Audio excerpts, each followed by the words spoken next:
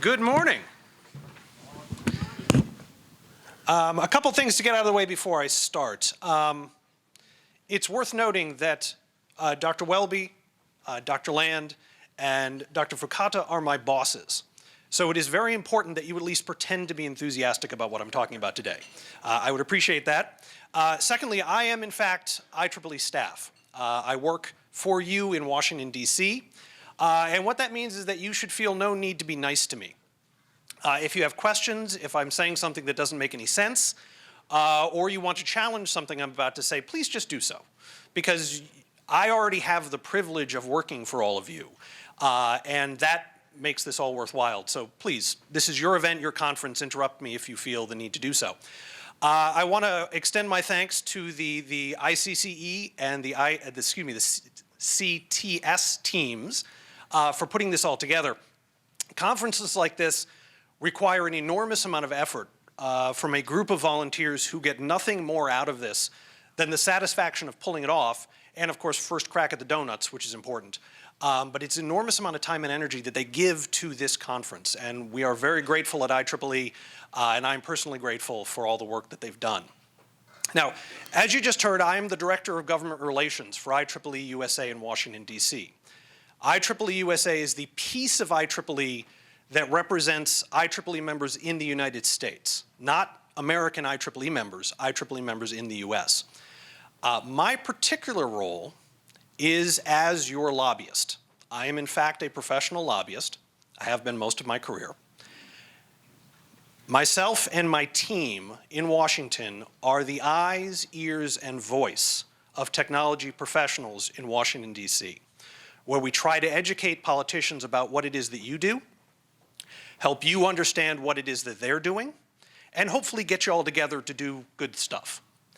And what I want to talk to you about today is the intersection between what it is that you do and what it is that they do in Washington, D.C. Not that stuff, the good stuff they're doing in Washington, D.C. And to see, I think there's some problems coming at us. I can see some challenges that we are going to have. And I also see ways that we can start to head those off so that we can move forward as you are already doing in a positive direction. Let me start by talking about a couple particular pieces of legislation. Now, I originally, when I was asked to do this, told folks that I would be more than happy to talk about the federal budget process, and was told no, because apparently only people in Washington, D.C. enjoy talking about that. So we're going to talk about something else. There were two pieces of legislation introduced into the United States Congress in 2017. Let me get the names right. The AV Start Act and the SelfDrive Act. Now, the purpose of these two pieces of legislation were not to allow autonomous vehicles on American roads. They were to start to reform and change the regulatory and legal structure governing driving on our roads, so that at some point in the future, the law could be further changed to accommodate self-driving vehicles. So the purpose of these acts, it was the first step towards accommodating a technology we all see coming towards us. It's actually quite remarkable because politicians are really bad at anticipating problems. Typically, politicians, there's a problem in society, politicians step in and act to fix it. But the idea that we're going to fix a problem we see coming is unusual. Those laws were introduced in 2017. The bills were introduced in 2017. They made a great deal of progress and then stopped. And here we are in 2020. The bills haven't gone anywhere. And so the federal government has not, in fact, started the process of changing our laws to accommodate self-driving vehicles, as my new friend is working on. Another law. Many of you are aware that we have a brand new law in California. I'm picking on California today. My next law is from there too. The Consumer Privacy Act, a sweeping law regulating the collection, use, sale, and distribution of personal data. Goes along with GDPR.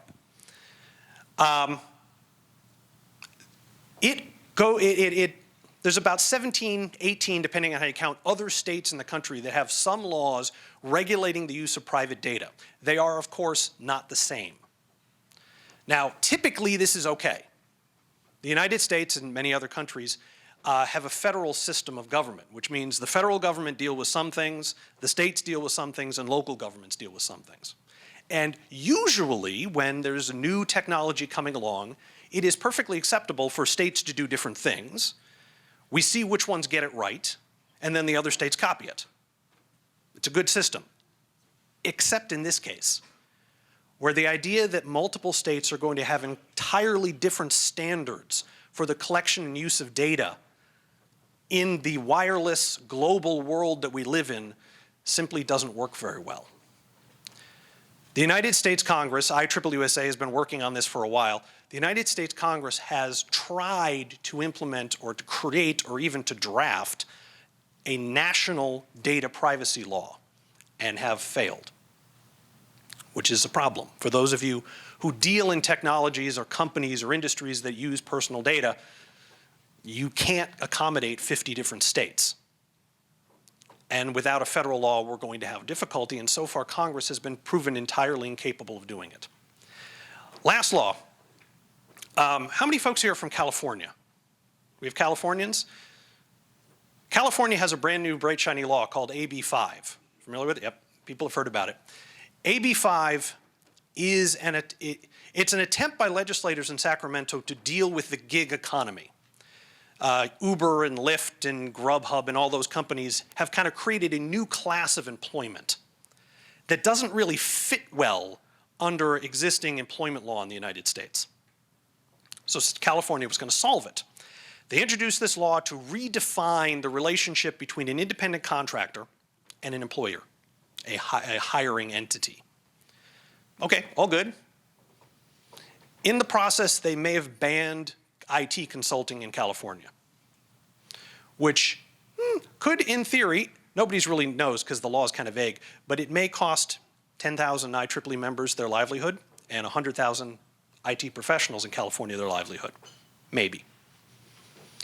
So, we have 3 laws here, and they have something in common. In each case, politicians are attempting to get their heads around emerging technology and failing.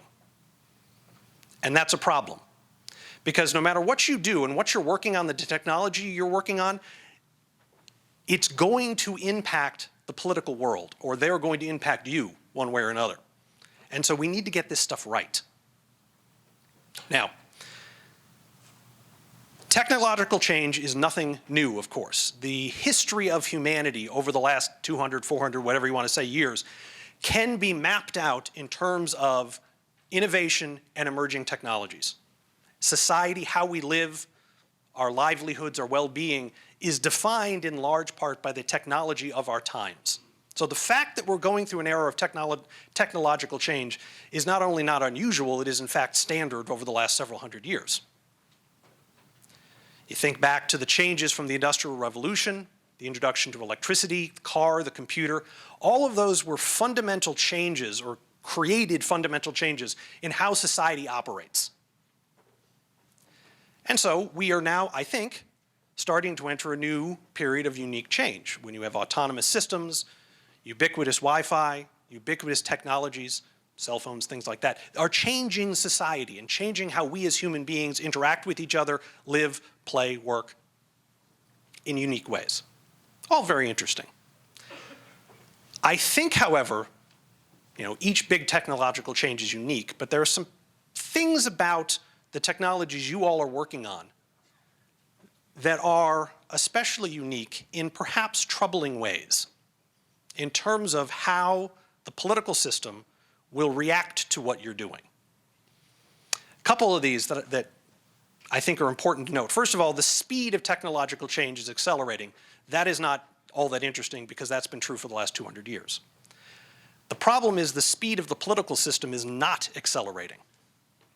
And that creates a problem. That's what we saw with self-driving vehicles. The technology is coming.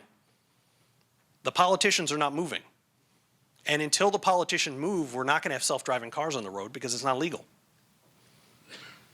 Now, when the founding fathers of the United States created our country, it's not that they failed to produce an efficient government. It's that they were trying not to produce an efficient government. In other words, the slowness and inefficiency of our governments, and in fact most governments, is a feature, not a bug. Our founding fathers were vastly more concerned about a government that was too good at governing and therefore who could control and tyrannize a people than a government that couldn't get anything done. The result of that, however, is a government that's slow in a time when technology is fast. Second kind of interesting thing about the innovation that's coming, the technologies that are coming online now are incredibly ubiquitous and personal. You think about the car and what it did to society when it was introduced. Cars are cool, cars are important, cars changed how people worked, how they lived, where they worked. But you drive in your car and then you stop driving your car.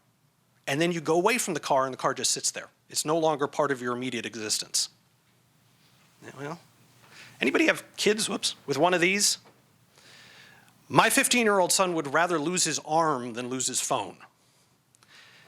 Technology is with us every minute of the day, every place we go, every place we live, we work, we travel. It is always with us. And what that means is the interaction between the stuff you're working on, the technologies you're developing, the products you're developing, and regular people is accelerating.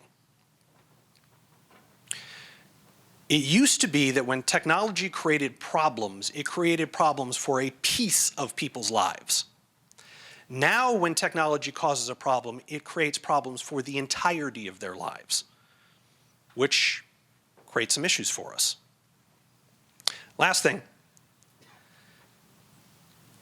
the technologies you're working on, let me back up a second. Arthur C. Clarke is a science fiction writer who has one of my favorite quotes, or produced one of my favorite quotes. Any sufficiently advanced technology is indistinguishable from magic. The idea is, if technology gets advanced enough that the people who are witnessing it being used can't understand it, the difference between the technology and magic is not relevant. Well, that's kind of where we are. The technologies you're working on are so complicated, so small, and in fact, in many cases, literally invisible, that the average American, the average human, does not have a chance at all of understanding it. So we put these things together. Technological change is happening very quickly. Technology is getting much more personal, and it's getting far too complex to understand. And what does that get us? Every time there was a major technological change in society, there was always pushback. Think of the Luddites back in the early part of the Industrial Revolution. There was a strong push against the car in the 1920s. We all know that there's a segment of society that still hates computers. And each time that these groups, the Luddites and the Neo-Luddites of whatever flavor they were, pushed back against technology, they failed. And they failed because the technologists of the time were able to demonstrate to the public that the products they were producing were both safe and, more importantly, improved their lives. I think the three changes, the three unique aspects of technology that you guys are working on, strengthen the Luddites, strengthen the folks that are afraid of what you're doing. And that's dangerous because one of the things we know about people is that people fear that which they don't understand. And because they can't understand what you're doing, because it's too complicated, it's too small, and it's just not going to happen for many people, this creates a problem for us. Now, there's a natural response to what I just said, which is if the problem is the public can't understand what we're doing, then the public has to get smarter. We have to educate the public. We have to help them understand what we're doing. I don't think that's possible. Think about it this way. When Thomas Edison was doing, founder of IEEE, by the way, when Thomas Edison was doing what Thomas Edison did, he was a master of almost all available information on electrotechnology that existed. I'm not sure that's exactly true, but it's more or less true. Thomas Jefferson, one of the founding fathers, was an expert, a recognized expert in all the sciences. He was an expert in biology, botany, He was actually an expert paleontologist for the time, although they didn't have the word. He was an expert in chemistry and physics. He was also an expert in astrology, but we'll just look over that. Is it theoretically possible for anybody currently to be an expert in all aspects of electrotechnology? I don't think so. Is it possible for anybody to be expert in all aspects of computer technology? I don't think so. What about software? That's a little piece of a little piece of a little piece of a little piece of science. I don't think so. The fact is the amount of information that normal people, that anybody would have to master to really master a technology is so vast these days that it's impossible for any of us to be experts in all of it. Now, I've given a lot of talks to a lot of groups of people around the country, and I've met a lot of people. And my general assessment is most people, well, by definition, most people are of average intelligence. That's sort of the definition. But my experience is most people are actually fairly smart. But they're only smart about what they do. And they're dumb about everything else. And that applies to the rest, all of us too. You guys are experts in what you do. But I doubt many of you are also experts in, botany. I doubt many of you are experts in law enforcement, or say, how many of you could actually run a kindergarten class? Any of you who said yes are wrong. That's just insane. Kindergarten is just nuts. But my point is, people who teach kindergarten are experts in early childhood education and dealing with little children. That's what they're good at, and that's what they're smart at, but they're not smart at what you do. And they're not gonna be. So let's add this up. What do we got? We have a political system that can't keep up. We have technology that is deeply personal and infects people every day, every minute, everywhere they are. And they have no chance of understanding it. How many of you are familiar with Harry Potter? You should be. Great books, wonderful books. Harry Potter is a book about wizards, witches. And it's about what it's like to be a witch or a wizard in a world run by muggles. Muggles are people who don't do magic. And it's about how exciting it is to be a witch or a wizard. And people who read Harry Potter put themselves in the position and say, what would it be like if I were a witch or a wizard? And how cool would that be? You know what they don't do? They don't say, what would it be like if I was a muggle? Somebody who couldn't do magic in a magical world. That describes everybody who isn't you in a modern, collectively, in our modern society. When technology begins to imitate magic, if you are not someone who understands technology, you are a muggle in a world full of you guys, the wizards of technology. Here's the problem. The muggles have more votes than you do. And the politicians respond to what the muggles want because there's more of them. So where does that leave us? You are all working on technology in businesses and companies that require things from the government. The United States government, Canadian government, whatever government you're with, to do what you want to do. Now, some of you need laws changed, some of you need new regulations, some of you just need the government to keep out of your business and leave you alone. But we have a public that is confronting technology it does not understand on an almost hourly, minutely, secondly basis, who are increasingly skeptical of what it is that you're doing. And that's a bit of a challenge, I think. I'm not suggesting the world's going to fall apart. I think there's a way to handle this, but it is something that we need to be aware of and we need to think about. So what do we do about this? Couple things I think we as a community need to do. The first thing is we're going to have to accept constraints. Companies, tech companies, the big tech companies in particular, for example, are arguing that they should have the absolute right to collect data, process data, store data, sort data, sell data, distribute data, because it's their data, and they should be allowed to do that.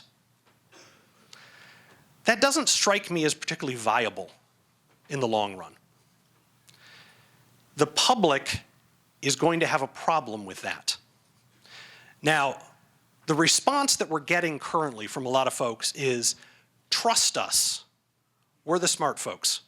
Trust us, says Microsoft, or whatever company. We won't abuse your data. The problem is there is a characteristic in our modern society that trust in pretty much everything is declining.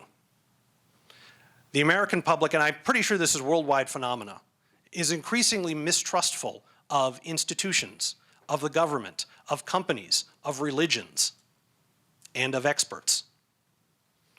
Is it viable for us to tell the public who do not understand what you do and will not understand it to simply trust you with their data? Accepting some reasonable constraints on what we do to give the public greater confidence that you are not mistreating their data seems to me to be a good way of assuaging their reasonable fears of what something they can't understand. The second thing that I think we need to seriously consider doing is increasing the transparency of what we're doing. IEEE USA, one of the issues we work on is an issue called right to repair. It's the idea that when you buy a product, you should be able to fix it, which is similar to the less well-known but equally fun right to tinker, which is if you buy something, you should be allowed to take it apart and try to put it back together again. That, in fact, violates the user agreements for a lot of products these days. But engineers like tinkering, so many of our members do it anyway. The companies, and again, I'm not criticizing companies here. I'm just pointing out that they are doing things in their interest that I think might cause us problems in the long run. But companies argue that their product belongs to them even after you buy it, and that you aren't allowed to see how it works because that's a trade secret. Trade secrets are important. An example of this is cars. Cars, as many of you know, are little more than computers on wheels these days. And a number of car companies are telling repair shops, you can't see how our computer systems work. It's a trade secret. Which means if you own one of those cars, you have to take it to the repair shop affiliated with that car manufacturer, because they're the only ones that know the secret to their computer. Now, that is not an unreasonable business decision. It, in fact, may be a good business decision because the dealers are trained in that particular type of car and they know all the parts and they know how the computers work. And as we discussed, these computers are pretty complicated. But think for a moment how that sounds to someone in the general public. I have a mechanic. We shall call him Dave. And Dave and I have known each other for 20 years. And Dave always fixes my car. And he does a good job. And he does not rip me off, which is exciting. And now you, this corporation I've never met, has told me I can no longer use Dave because you've decided he's not good enough. And I have to use these other people who I don't know because you've decided they're the best people for me. Now apply that to the rest of what the technology world does. Trust us, it's going to work, is probably not sufficient. Instead, what we want to do is engage the public, explain as best we can how it works, what we're doing, why we're doing it, and then listen to them when they talk back to us. What are they worried about? What parts of your product scare them? What parts of your business scare them? What parts of your business do they just misunderstand? Opening ourselves up to a dialogue with the public, and more specifically a dialogue with political leaders, leaders of the community, I think will go a very long way towards calming the fears that will empower the neo-Luddites that are not going to like your technology. And we know that Luddites are going to be out there because they always are. Third thing we can do is directly talk to people. It's nice to be open and transparent so they can see what you're doing, but we need to actively go out, find people to talk to about what it is that you do, specifically government leaders, opinion leaders, members of the media, people that influence how the public thinks. This is one of the main things that IEEE USA does in Washington, D.C. Case in point. Congressman Will Hurd from Texas, actually, came to us a couple years ago and he said, I am deeply concerned about quantum computing. I'm afraid that we're falling behind the other countries in this technology. I want the United States to catch up, and I want to help encourage development of quantum computers. We said, great, sounds like a good idea. He said, good, now what's a quantum computer? He needed someone to tell him, or more accurately his staff, what the technology was so that he could better support it. How many issues facing the world today have a technological component? In other words, how many problems facing society either come from technology or can be solved with technology? The answer is a lot of them, perhaps even most of them these days. Cybersecurity, artificial intelligence, climate change, cryptocurrencies, national, local security, education, probably.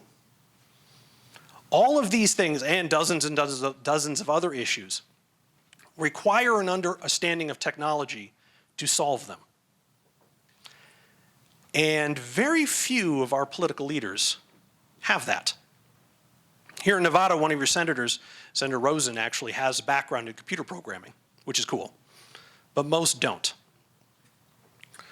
What is needed to help the leaders of our countries do a better job of developing policies and regulations and laws to accommodate the wonderful things that you're working on is for people who understand what it is that you're working on to explain them to our leaders. And that would be you. IEEE USA works very hard to facilitate communications with politicians and engineers. It is a primary goal of ours to put engineers in front of their elected officials to explain what it is that they do and what it is that, well, what you do and what you need to the politicians. And what we've found is those communications are enormously successful and enormously powerful. There is a real hunger from political leaders to understand what it is that you do and to help you do it within some reasonable constraints. The challenge is we don't do it nearly enough. And when we don't do it, other people will do it for us, and that doesn't always work very well. Case in point, a couple years ago, so here's the thing about Washington, D.C. In order to work in Washington, D.C., you need to have an answer. You need to have an answer to the problem. Sometimes it doesn't matter what the problem is, you just need an answer for it. There are lots of people running around Washington, D.C. who have one answer for every problem. Doesn't matter what it is, I have the answer. It's tax cuts, it's regulations, it's a new agency, it's money for this, money for that. A couple years ago, there was a moment in time, it was about 6 months, where everybody in Washington, D.C. knew the answer to the question was blockchain. Did not matter what the question was, blockchain would fix it. Okay, blockchain's a cool technology, nothing wrong with that. One of the things that people decided, Americans know this, the United States doesn't have a national ID card. What we have is a social security number. Except by law, social security numbers are not supposed to be used for anything other than social security, even though they are. Social security numbers are really, really unsecure. They're terrible for the modern world. And so Congress has been, well, Washington, D.C. has been trying to get its head around what can the country do to replace the social security number with some sort of identifying thing, not a national ID card, because we hate those. I don't know, we just do. But something else that is a national ID card that we can get a different name to serve that purpose. And somebody said, you know what, blockchain. Blockchain will do it. We can give every American a blockchain at birth. They can carry it with them the rest of their lives. It's unhackable. It's used in cyberspace and cyber stuff for perfect identification. That's what we're going to do, and that's the answer to the question. Well, IEEE USA brought some of our experts in, some of our members, all of our members are experts, to sit down with legislators and say, okay, let's talk to you about what blockchain is and what blockchain isn't. Blockchain's cool. It's a cool technology. It can do some interesting stuff. We're excited about it. We think it's going places. But, first of all, the only reason blockchains are unhackable is because no one's hacked them. There is nothing inherent in the technology that says it can never be hacked, and just no one's done it. Secondly, if you want to give everybody in the country, everybody in the United States, their own blockchain, you have to double the amount of electricity the United States uses every year. So, Congressman, Senator, if you want to go with the blockchain route, we support that and we'll help you draft that law and we think that can work, but you're going to have to understand you're going to have to build twice as many power plants as we currently have. And that was the end of the 6 months. The idea is there are people out there pitching technologies to politicians that they don't understand. And we, you, the IEEE community, the technical community, can help those politicians do a better job of understanding technology and using technology to fix problems in ways that assure the public that you can be trusted in an increasingly untrustworthy world, that help you do whatever it is you're trying to do with your professional life, whatever the products, whatever the companies you're trying to promote, to improve, to sell. The better job we do encouraging trust in us, the better. You are the wizards of the 21st century. And as someone who gets to work with and for all of you, that's pretty cool. But remember, history has frequently not been fond of wizards and witches. And if we sit in our little towers and sit in our little laboratories and produce wonderful wizardly things that improve everybody's life, that might not work out so well for us. But if we engage, if we talk to people, if we explain and work with the public, every other time this has happened, the public chose technology over the Luddites. And I think we'll be able to do it again. I'm Russell Harrison. I'm Director of the Government Relations Program with IEEE USA. I am your representative in Washington, D.C. I very much look forward to working with all of you to make sure that happens. Thank you.